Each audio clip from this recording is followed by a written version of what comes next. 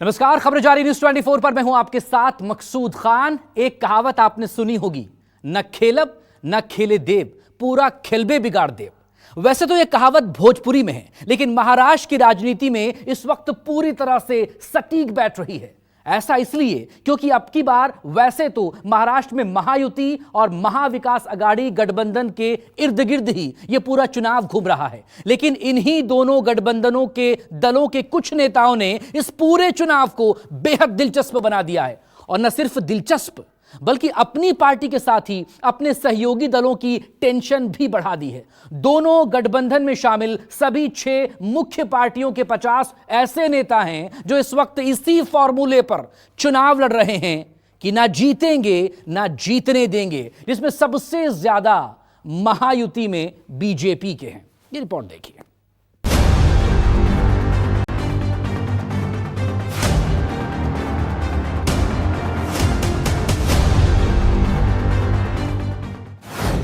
अब की चुनाव स्पेशल 50 फेल करेंगे किसकी रणनीति। महायुति एमवीए में बगावत, अपनों के खिलाफ ही अदावत, विद्रोही बिगाड़ेंगे किसका गेम। महाराष्ट्र में होने वाला है बड़ा खेल।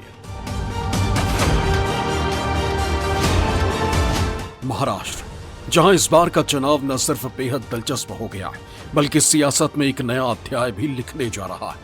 महाराष्ट्र, जहां का सियासी गणित अब की बार पूरी तरह से बदला हुआ है। महाराष्ट्र, जहां एक या फिर 2 नहीं बल्कि 9 से 10 पार्टियां चुनाव के केंद्र में हैं और 3-3 गठबंधन इस बार सियासत की धुरी बने हुए हैं। एक है महायुति, वहीं दूसरा है महाविकास अघाड़ी, जबकि परिवर्तन महाशक्ति नाम का एक तीसरा गठबंधन भी मैदान में उतरा हुआ है। महायुति जो इस वक्त सत्ता में है, जिसमें बीजेपी, एकनाथ शिंदे की शिवसेना और अजित पवार के एनसीपी शामिल है, वहीं विपक्षी महाविकास अघाड़ी की अगुवाई कांग्रेस कर रही है। साथ में उद्धव ठाकरे की शिवसेना यूबीटी और शरद पवार के एनसीपी भी साझेदार है, जबकि राजू शेट्टी के स्वाभिमानी पक्ष, बच्चू कडू की प्रहार जनशक्ति पार्टी और छत्रपति संभाजी राजे की स्वराज पक्ष मिलकर तीसरे मोर्चे के तहत अब की बार के चुनाव में अपना दम दिखा रही है। यानी महाराष्ट्र चुनाव में अब की बार 2 राष्ट्रीय पार्टी बीजेपी और कांग्रेस के साथ शिवसेना और राष्ट्रवादी कांग्रेस पार्टी के 2 अलग अलग गुट ताल ठोक रही हैं। इन सब के अलावा 2 क्षेत्रीय दल प्रकाश अंबेडकर की वंचित बहुजन अघाड़ी और राज ठाकरे की महाराष्ट्र नवनिर्माण सेना भी प्रदेश में ज्यादातर सीटों पर चुनाव लड़ रही। अमूमन अभी तक महाराष्ट्र में कांग्रेस एनसीपी और शिवसेना बीजेपी के बीच ही मुकाबला होता था, लेकिन गठबंधन और पार्टियों का यही समीकरण इस बार गफलत का माहौल बना रहा है। इसकी कई वजह हैं। एक वजह यह है कि एक ही सीट पर कई पार्टियों से एक ही नाम के उम्मीदवार चुनावी मैदान में हैं, तो दूसरी वजह यह है कि अपनी पार्टी से टिकट नहीं मिलने से नाराज कई पार्टियों के नेता निर्दलीय चुनावी मैदान में उतर चुके हैं। ऐसा एक या फिर 2 दल में नहीं, बल्कि हर दल में, हर गठबंधन में लगभग हर पार्टी के कई आधिकारिक उम्मीदवार के खिलाफ या तो उसी की पार्टी के नेता चुनाव मैदान में हैं, या फिर उनके सहयोगी दल के नेता उनके विरोध में ताल ठोक रहे हैं। इसमें सबसे ज्यादा गफलत या कहें कि नेताओं के बगावती तेवर सत्ताधारी महायुति में, और उसमें भी सबसे ज्यादा बीजेपी के नेता अब की बार अपनी ही पार्टी या फिर अपने सहयोगी पार्टियों के उम्मीदवारों के खिलाफ विद्रोही रुख अख्तियार कर रखे हैं। एक आकलन के मुताबिक कुल 50 ऐसे नेता हैं जो अपनी पार्टी से टिकट नहीं मिलने से नाराज होकर बगावती तेवर दिखाते हुए निर्दलीय चुनाव मैदान में उतर चुके हैं, जिसमें महायुति के दलों से 36 और महाविकास अघाड़ी की पार्टियों से 14 बागी। पार्टी वाइज बात करें तो महायुति में शामिल बीजेपी के 19, सीएम एकनाथ शिंदे की शिवसेना से 16 और अजित पवार के एनसीपी से एक नेता बागी होकर अपनी पार्टी या फिर सहयोगी दलों के ऑफिशियल कैंडिडेट के खिलाफ चुनाव लड़ रहे हैं। वहीं महाविकास अघाड़ी में कांग्रेस से 10 और शिवसेना यूबीटी के 4 नेता बागी हो चुके हैं। अपने अपने नेताओं के इस बगावती तेवर ने पार्टियों के टेंशन बढ़ा रखी। आंकड़ों के मुताबिक बागियों ने सबसे ज्यादा मुसीबत महायुति की बढ़ाई, जिसमें सबसे बड़ा नाम है बीजेपी के गोपाल शेट्टी का। गोपाल शेट्टी मुंबई नॉर्थ से 2 बार लोकसभा के सांसद रह चुके। शेट्टी ने 2014 और 2019 में मुंबई उत्तर लोकसभा सीट से 4 लाख से ज्यादा के अंतर से जीत दर्ज की थी। लेकिन 2024 के लोकसभा चुनाव में उन्हें टिकट नहीं दिया गया। उनकी जगह बीजेपी ने केंद्रीय मंत्री पीयूष गोयल को मैदान में उतारा था। तब गोपाल शेट्टी को ये उम्मीद थी कि लोकसभा न सही उन्हें विधानसभा चुनाव में टिकट जरूर मिलेगा। वो मुंबई की बोरीवली सीट से टिकट चाह रहे थे, लेकिन विधानसभा चुनाव में भी उनका पत्ता कट गया। बीजेपी ने उन्हें टिकट नहीं दिया। बीजेपी ने बोरीवली सीट से जब संजय उपाध्याय को अपना उम्मीदवार बनाया तो गोपाल शेट्टी नाराज होकर बागी हो गए और इसी सीट से निर्दलीय पर्चा दाखिल कर दिया। गोपाल शेट्टी के निर्दलीय मैदान में उतरने से बीजेपी का गणित बिगड़ गया। बीजेपी के तमाम दिग्गज नेता गोपाल शेट्टी की मान मनव्वल में जुट गए। प्रदेश के कद्दावर नेता और मौजूदा डिप्टी सीएम देवेंद्र फडणवीस खुद गोपाल शेट्टी को मनाने में जुट गए। उनसे मुलाकात कर नामांकन वापस लेने की गुजारिश करने लगे। आमची भेट झालेली आहे। मी त्यांना ही विनंती केलेली आहे की पक्षाचे अतिशय वरिष्ठ नेते ते आहेत। पक्षशिस्त त्यांनी नेहमी पाळलेली आहे। पक्षाचाच विचार त्यांनी केला आहे। त्यामुळे अशा परिस्थितीमध्ये त्यांची किती नाराजी असली तरी त्यांनी पक्षाचाच विचार करावा। पक्षाची जी काही लाईन आहे ती त्यांनी सोडू नये। मला असं वाटतं की ठीक आहे त्यांची नाराजी आपल्या ठिकाणी आहे, पण माझा जो गोपाळ शेट्टींचा अनुभव आहे ते साधारणपणे पक्षाची बाजू नेहमी राखतात। त्यामुळे पूर्ण अपेक्षा ठेवून आहेत की ते पक्षाच्या बाजूने निर्णय करतील। महाराष्ट्र जैसे बड़े राज्य में कुछ बागी रहते भी हैं तो कुछ स्ट्रेटेजिकली भी रहते हैं और कुछ जानबूझ के रहते हैं, लेकिन सबसे ज्यादा असर पड़ता उन उम्मीदवारों से जो निर्दलीय हो या बागी हो, जो मजबूत होते हैं अपने क्षेत्र में। और ऐसे उम्मीदवार नहीं है तो पार्टियों को ज्यादा नुकसान नहीं होता और हर दल जो होता है और जो भी अलायंस होता है वो ये सब चीजें सोच समझ के तैयारी करता है, किसे टिकट देना है, कौन बागी हो सकता है और कौन नहीं हो सकता है। और मानव नवुअल की बातें वो तो मतदान के पहले तक भी चलती रहती है। न सिर्फ गोपाल शेट्टी बल्कि नंदुरबार से बीजेपी सांसद हिना गावित भी इस चुनाव में अपना बगावती तेवर दिखा रही। हिना गावित अक्कलकोवा विधानसभा से टिकट चाह रही थी, लेकिन गठबंधन के तहत यह सीट शिंदे की शिवसेना को चली गई। लिहाजा हिना गावित को अपनी पार्टी की ओर से खाली हाथ ही रहना पड़ा। शिंदे की शिवसेना की ओर से अक्कलकोवा विधानसभा सीट से अमश्य पडवी ऑफिशियली कैंडिडेट हैं, लेकिन उनके खिलाफ बीजेपी के पूर्व सांसद हिना गावित निर्दलीय पर्चा दाखिल कर मोर्चा खोले हुए हैं। इनके अलावा कई और ऐसी सीट हैं जहां से बीजेपी के नेता बागी बनकर चुनाव मैदान में उतर आए और अपनी पार्टी के साथ सहयोगी दलों की भी टेंशन बढ़ाए हुए हैं। पचोरा सीट से बीजेपी के अमोल शिंदे बगावत कर निर्दलीय मैदान में उतरे। बुल्ढाना सीट से बीजेपी नेता विजय राज शिंदे ने निर्दलीय ताल ठोक दी। मेहकर सीट से बीजेपी के नेता प्रकाश गवई ने निर्दलीय नामांकन दाखिल किया।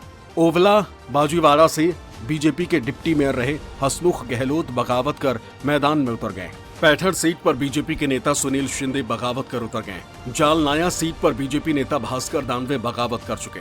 सिल्लोड सीट पर बीजेपी का सुनील मिरकर बगावत कर चुनाव मैदान में उतरे। सावंतवाड़ी सीट पर बीजेपी के विशाल पारबा बागी होकर उतर गए। घनसावंगी सीट पर बीजेपी के सतीश घाटके बागी बन गए। करजत सीट से बीजेपी के किरण ठाकरे निर्दलीय चुनाव लड़ रही।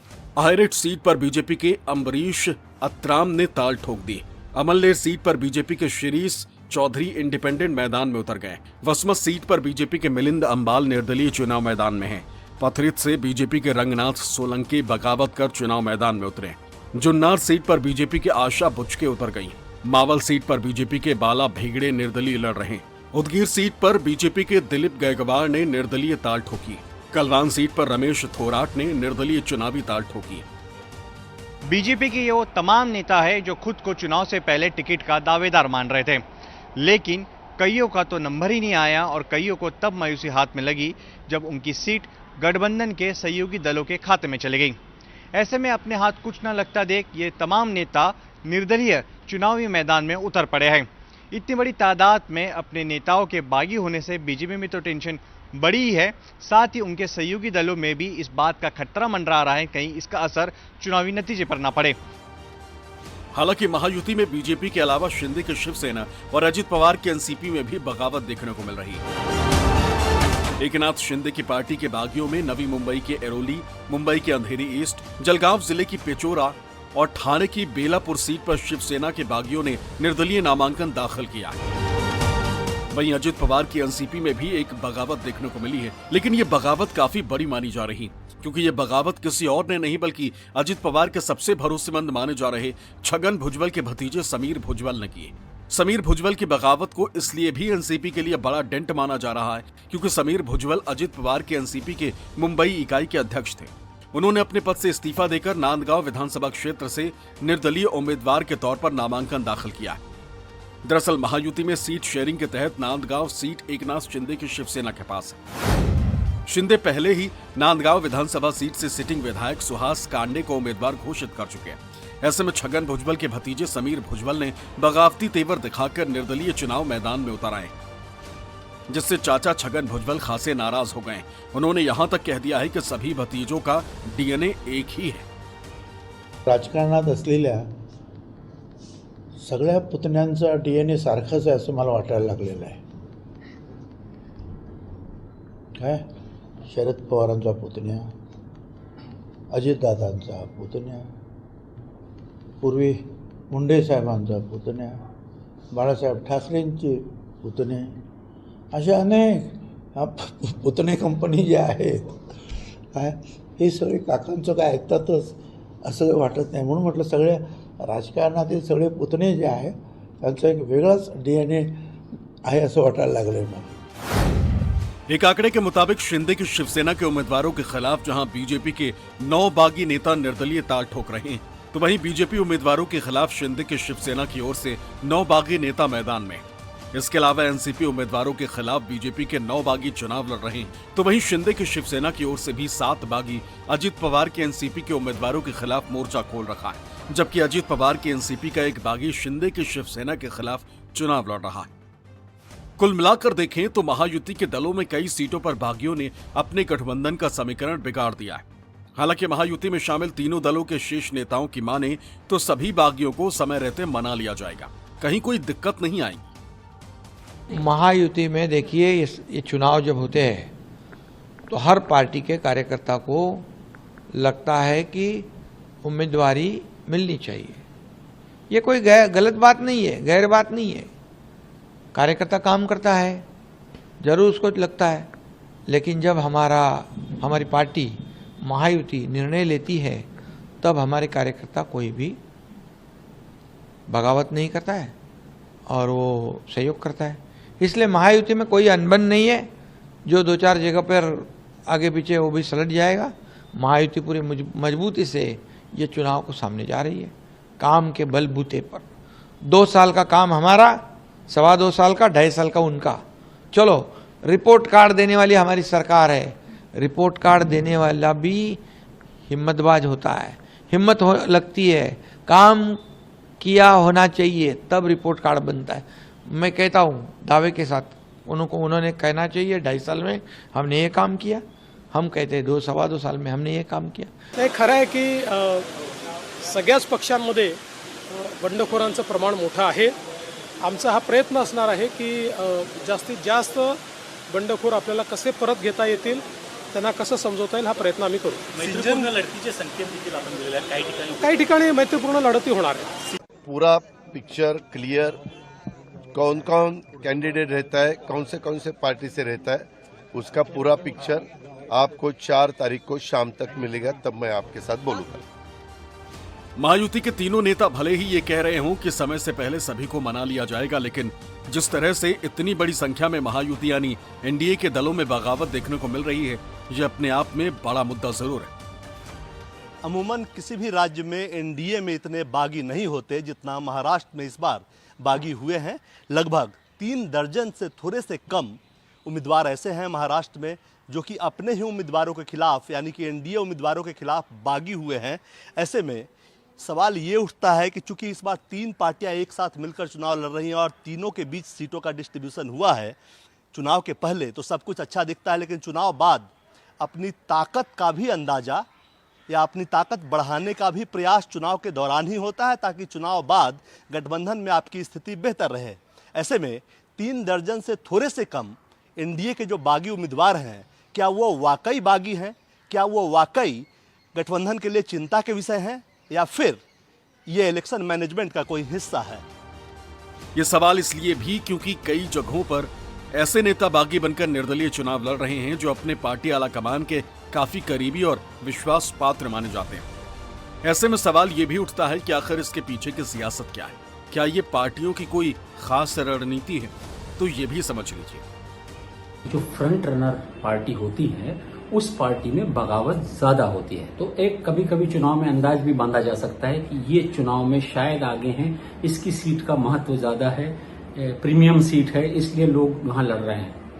महाराष्ट्र में ऐसी स्थिति आन पड़ी है कि पक्ष और विपक्ष जो दो गठबंधन हैं, दोनों में ही भयानक तौर पर बगावत हुई है और बगावती कैंडिडेट उतरे हैं निर्दलीय बन के। ये निर्दलीय क्या कुल खिलाएंगे, ऐसा लग रहा है। बड़े मजबूत निर्दलीय हैं और ये संख्या मुझे लग रहा है कि इस बार अंदाज लगाया जा रहा है कि महाराष्ट्र में पिछले कुछ दशकों में जितने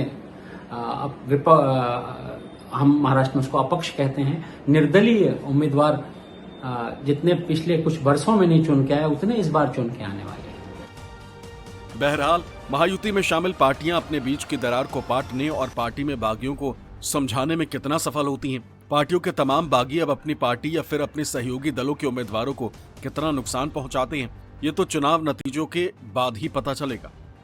लेकिन उससे पहले बीजेपी के आला कमान के साथ ही सीएम शिंदे और डिप्टी सीएम अजित पवार की टेंशन जरूर बढ़ गई। Bureau report, news 24। महाराष्ट्र में न सिर्फ महायुति बल्कि महाविकास अघाड़ी में भी बागियों की कोई कमी नहीं। आखिर महाराष्ट्र की सियासत में बागी और निर्दलीय उम्मीदवारी के मायने क्या हैं और चुनाव के बाद इसका क्या प्रभाव रहता है, इस रिपोर्ट में देखिए।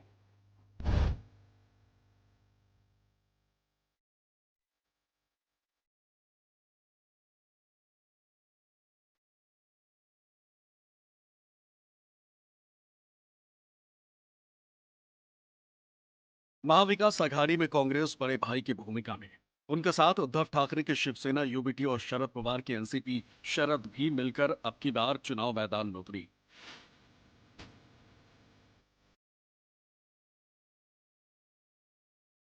वैसे तो तीनों दल मिलकर 288 सीटों पर चुनाव लड़ रहे हैं, लेकिन इन्हीं दलों के कई नेता विद्रोही तेवर अख्तियार कर अपने गठबंधन की चिंता बढ़ा रहे हैं।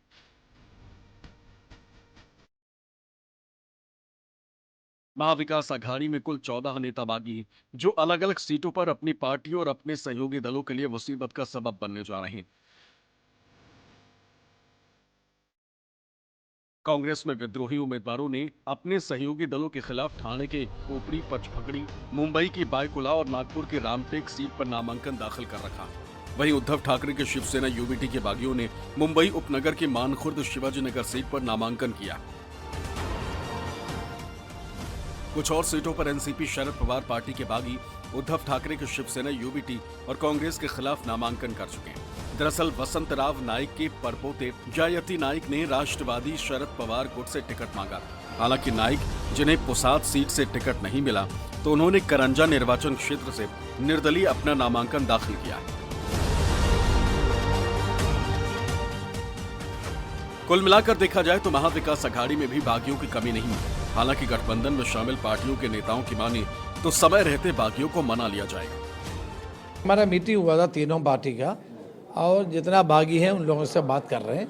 बहुत सारे लोग विड्रॉ करें। सारे प्रदेश को खत्म करने वाले सरकार को निकालना है, भ्रष्ट सरकार, इसको निकाल करके एक स्वच्छ सरकार बनाना है।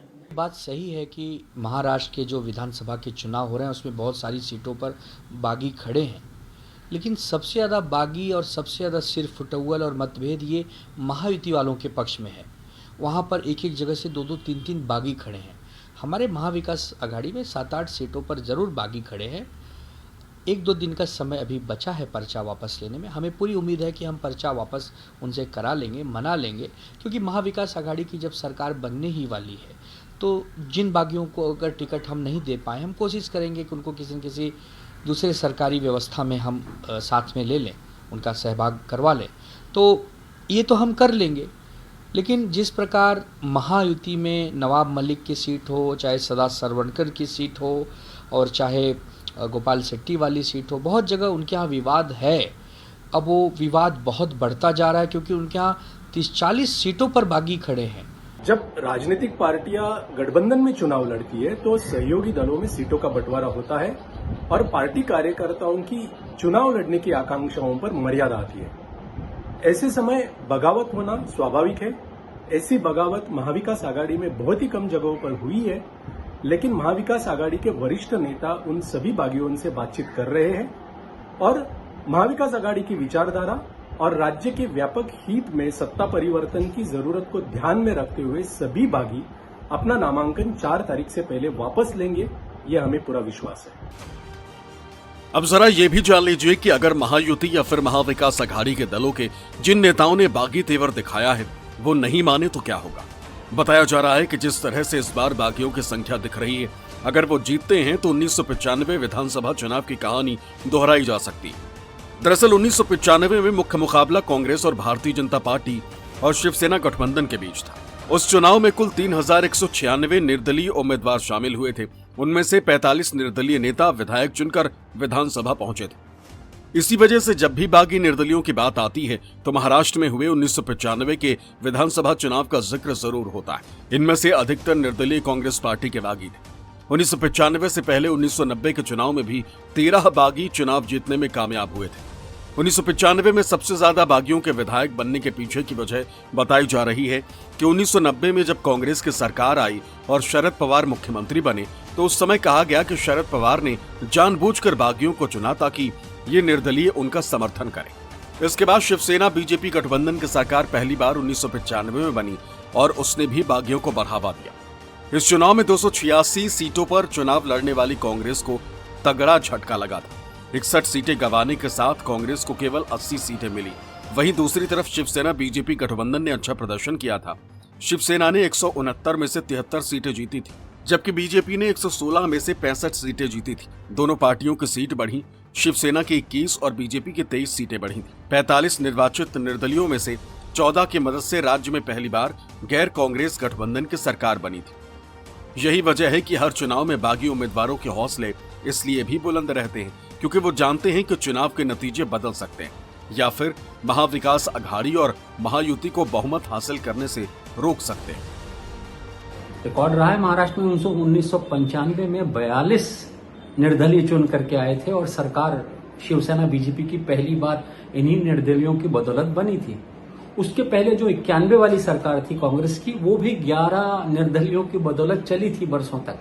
तो ये महाराष्ट्र का कोई खेल नया नहीं है कि निर्दलीय चुन के आते हैं महाराष्ट्र में। लेकिन इस बार जो निर्दलीय लड़ रहे हैं वो अभी से ही बड़े मजबूत स्थिति को नजर आ रहे हैं। कुछ निर्दलीय, ये दोनों तरफ की पार्टियां निर्दलियों को हटाने में लगी हुई हैं। आज एक प्रबल निर्दलीय पूर्व सांसद बंबई में गोपाल शेट्टी, इनको बीजेपी बनाने में कामयाब रही। वो बोरीवली सीट लड़ना चाहते थे जिसमें वो बहुत पहले थे, 3 टर्म एमएलए रह चुके थे वहां और 2 बार से बाद में सांसद बने। उनको सांसद का टिकट नहीं दिया पर वो पार्टी में उनको बनाने में सफल रही।